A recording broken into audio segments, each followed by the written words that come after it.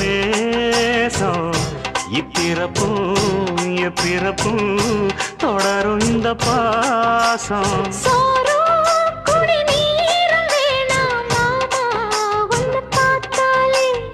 ஆறும் பசியாரும் தானாச மொழி கேட்டாலே ஒன்ன பிரிஞ்சிருக்க தன்னந்தனிச்சிருக்க அம்மம்மாடி அப்பப்பாடி என் மனசு ஒத்துக்காது